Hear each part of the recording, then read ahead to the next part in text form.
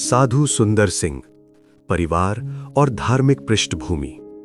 सितंबर 1889 पंजाब के रामपुर में शेर सिंह के घर एक बालक का जन्म हुआ, सुंदर सिंह। उनकी मां अत्यंत धार्मिक प्रवृत्ति की स्त्री थीं। उन्होंने सुंदर को सिख परंपराओं की श्रेष्ठ शिक्षाओं में पाला पोसा।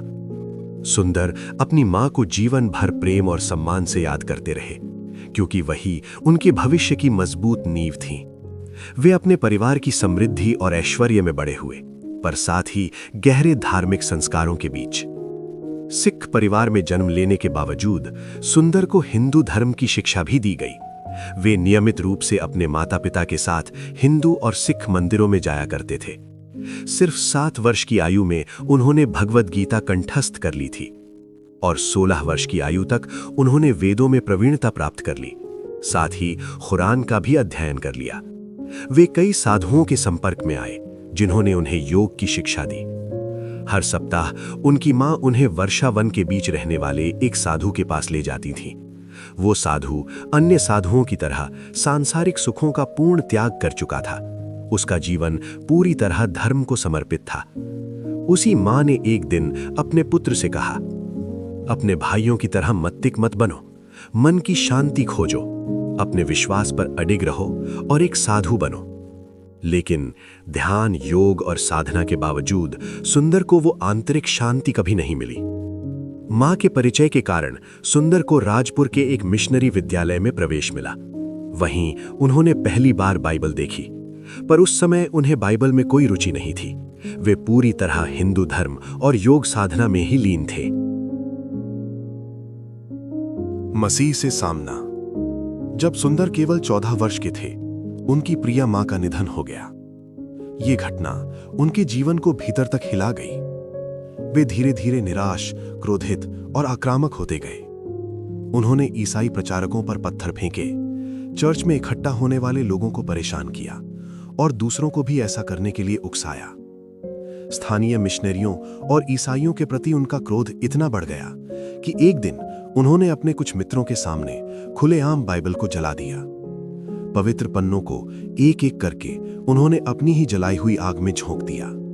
फिर भी जितना अधिक वे प्रयास करते, उतनी ही शांति उनसे दूर होती गई। उनका जीवन अर्थहीन लगने लगा। अब वे अपने हृदय, आत्मा और मन में शांति के बिना जी नहीं पा रहे थे। उन्होंने निर्णय लिया, यदि परमेश्वर जो भी हो, जहां भी हो, मुझे सच्ची शांति का मार्ग नहीं दिखाता, तो मैं अपना जीवन समाप्त कर दूंगा। उन्होंने ठान लिया कि वे लुधियाना एक्सप्रेस ट्रेन के सामने कूद जाएंगे। बाइबल जलाने के 3 दिन बाद रात के ठीक 3 बजे वे एक भारी अंधेरे विचारों से भरे मन के साथ जागे। वे चांदनी रात में आंगन में गए और पूजा से पहले किया जाने वाला पवित्र स्नान किया। फिर अपने कमरे में लौटे, घुटनों के बल बैठे, माथा जमीन पर टिकाया और विनती की, हे परमेश्वर, अपने आप को मुझे प्रकट करो। कुछ नहीं हुआ।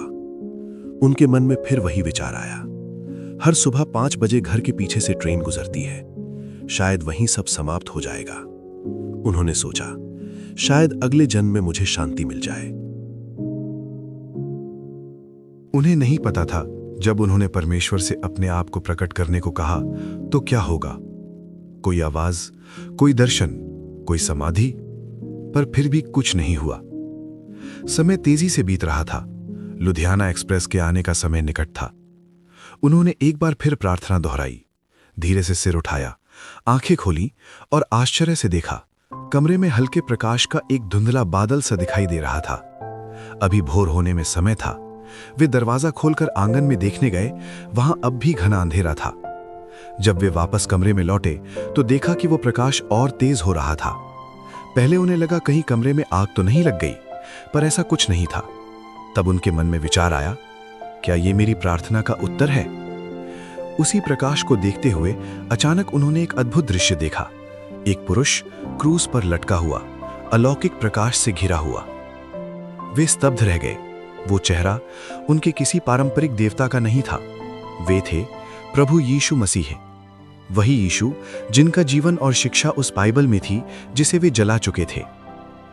प्रभु यीशु उनके कमरे में थे, अवर्णनीय आनंद, शांति और प्रेम के साथ। करुणा से भरी दृष्टि से उन्होंने सुंदर की ओर देखा और कहा, तू मुझे क्यों सताता है? मैंने तेरे लिए प्राण दिए हैं। उसी क्षण सुंदर को एहसास हुआ कि यीशु कोई दूर मृत देवता नहीं है, वे जीवित परमेश्वर हैं जो सदा जीवित रहते हैं। सुंदर भूमि पर गिर पड़े और उन्होंने ऐसी शांति का अनुभव किया जो उनकी समझ से परे थी और जो उन्होंने पहले कभी नहीं महसूस की थी। दर्शन समाप्त हो गया, पर वो शांति, वो आनंद जीवन भर उनके भीतर बना रहा। उस दिन के बाद उनका जीवन पूरी तरह बदल गया। उन्होंने बपतिस्मा लेने का निर्णय लिया। परिवार ने रोका, विरोध किया, पर उनका मन अडिग था। सन 1905 में अपने 16वें जन्मदिन पर शिमला के एक अंग्रेजी गिरजाघर में उन्होंने बपतिस्मा लिया। अब उन्होंने निश्चय किया वे एक साधु बनेंगे, जैसा उनकी मां चाहती थीं, पर इस बार प्रभु यीशु की सेवा के लिए। उन्होंने पीला वस्त्र धारण किया, संपत्ति त्याग दी, ब्रह्मचर्य अपनाया और दूसरों की दया पर जीवन जीने लगे। उन्हें विश्वास था कि भारत के लोगों तक सुसमाचार पहुंचाने का यही सबसे प्रभावी मार्ग है, क्योंकि वे साधुओं के जीवन से परिचित थे। ईसाई बनने के बाद उनके पिता ने उन्हें त्याग दिया, परिवार ने बहिष्कृत कर दिया। 16 अक्टूबर 1905 को किशोर सुंदर ने पीला वस्त्र पहना, नंगे पांव, बिना किसी धन या सामान के गांव-गांव घूमकर सुसमाचार सुनाना शुरू कर दिया। उनके पास कुछ भी नहीं था सिवाय एक नए नियम के। वे कहा करते थे, मैं अपने प्रभु के पद चिन्हों पर चलने योग्य नहीं हूं, पर उनकी तरह मैं भी कोई घर, कोई संपत्ति नहीं रखूंगा। मैं मार्ग का हो जाऊंगा, अपने लोगों के दुखों को बांटूंगा, जो मुझे आश्रय देगा उसके साथ भोजन करूंगा और सबको परमेश्वर के प्रेम के बारे में बताऊंगा। पीले वस्त्रों में एक सच्चे साधु की पहचान लिए, बिना परिवार, बिना स्थायी निवास, केवल दूसरों की दया पर जीवन जीते हुए साधु सुंदर सिंह का जीवन मसीह की अद्भुत झलक बन गया। सुंदर सिंह की यात्राएं। सन 1906 में सुंदर पहली बार तिब्बत की ओर गए। वो देश उन्हें अपनी ओर खींच रहा था, क्योंकि वहां सुसमाचार प्रचार के सामने बहुत बड़ी चुनौतियां थीं। उन्होंने मन ही मन सोचा कि वहां बहुत कड़ा विरोध होगा, उत्पीड़न होगा, लेकिन उन शांत, बर्फ से ढके हिमालय की ऊंची चोटियों के ऊपर मुझे परमेश्वर से मिलने का और बाइबल पढ़ने का भरपूर समय मिलेगा। तिब्बत जाते समय उनकी मुलाकात स्टोकर नामक एक अमेरिकी मिशनरी से हुई, जो स्वयं भी पीला वस्त्र पहनता था। कभी वे दोनों किसी पेड़ के नीचे रात बिताते, तो कभी पहाड़ों की गुफाओं में, समुद्र तल से लगभग 5000 मीटर की ऊंचाई पर, अधिकतर बिना पर्याप्त भोजन के। फिर भी वे प्रसन्न थे, क्योंकि वे ये सब सह रहे थे केवल सुसमाचार फैलाने के लिए। जब सुंदर बीमार पड़े तो स्टोकर ने उनके लिए एक यूरोपीय व्यक्ति के घर में रहने की व्यवस्था की। सुंदर की परमेश्वर के प्रति निष्ठा और लोगों के प्रति उनके सच्चे प्रेम से प्रभावित होकर उस घर के मालिक ने अपने पापों से पश्चाताप किया और अपना जीवन प्रभु की सेवा में समर्पित कर दिया। मित्रों की सलाह पर सुंदर ने लाहौर के saint John school of theology में प्रवेश लिया। 2 वर्ष अध्ययन करने के बाद वे फिर अपनी यात्राओं पर निकल पड़े। एक प्रत्यक्षदर्शी ने अपने अनुभव को इस प्रकार बताया, मैंने सुंदर सिंह को पहाड़ी रास्ते से नीचे आते देखा। वे हमारे बीच सुसमाचार सुनाने आए थे।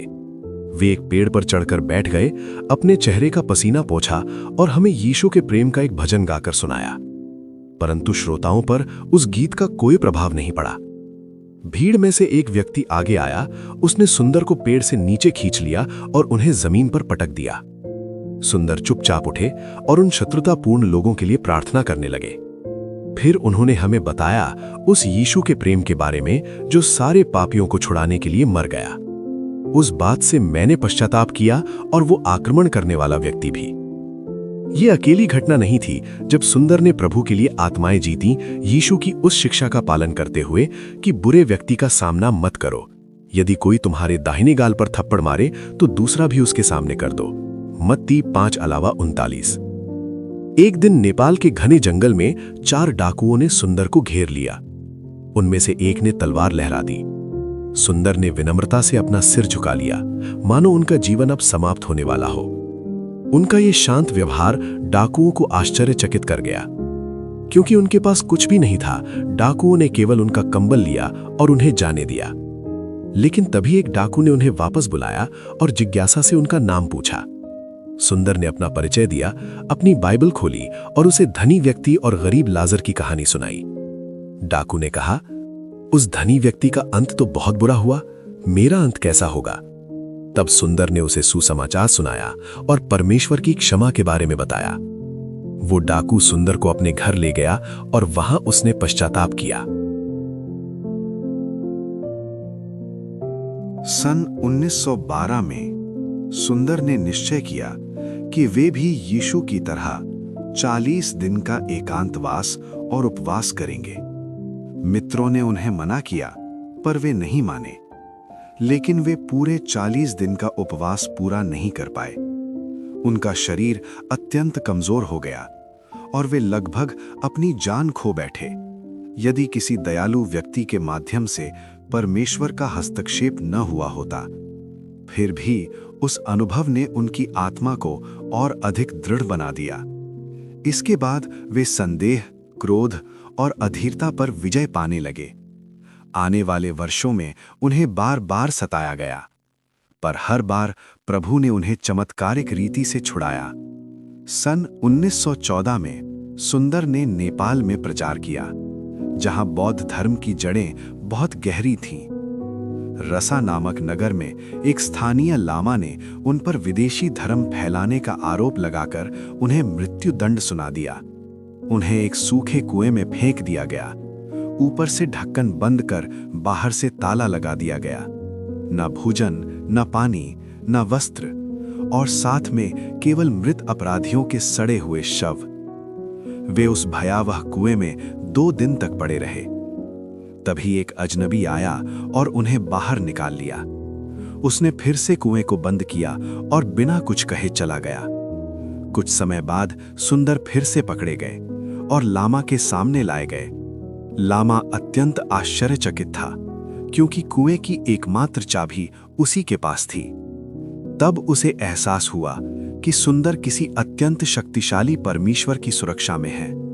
लामा और उसके अनुयायी भयभीत हो गए और सुंदर से विनती करने लगे कि वे वहां से चले जाएं। सन 1918 में सुंदर मद्रास, अब चेन्नई पहुंचे। हजारों लोग उनका संदेश सुनने के लिए एकत्र हुए। वहां उन्होंने अपना ध्यान केंद्रित किया यीशु मसीह उद्धारकर्ता पर। उन्होंने गवाही दी, परिस्थिति कितनी भी बुरी क्यों ना हो, यीशु की उपस्थिति ने मुझे हमेशा अद्भुत शांति दी है। जब भी मैं जेल में था, वे मेरे साथ थे। उन्होंने जेल को स्वर्ग में बदल दिया और बोझ आशीष बन गए। बहुत से मसीही उनकी इस महिमामयी उपस्थिति को वास्तविक नहीं मानते, क्योंकि उनके लिए यीशु केवल मन में है, हृदय में नहीं। केवल तभी कोई अपना हृदय यीशु को समर्पित करता है, तभी वो सच में उन्हें पा सकता है। सुंदर अपने संदेशों में अक्सर दृष्टांतों का उपयोग करते थे।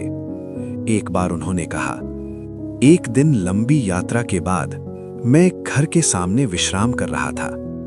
अचानक एक गौरैया तेज हवा से उड़ती हुई मेरी ओर आई। दूसरी ओर से एक चील उसे पकड़ने के लिए झपटी। दोनों दिशाओं से संकट में घिरी हुई वो गौरैया आकर मेरी गोद में गिर पड़ी।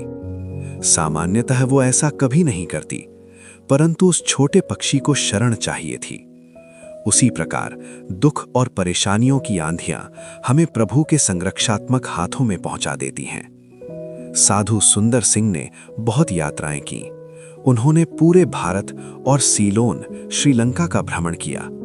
1918-19 के बीच वे मलेशिया, जापान और चीन गए। 1920 से 1922 के बीच वे पश्चिमी यूरोप, ऑस्ट्रेलिया और इज़राइल पहुंचे।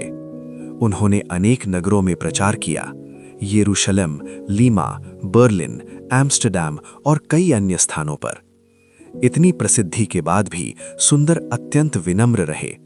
उनके इसी स्वभाव ने उनके पिता को भी पश्चाताप करने पर विवश कर दिया।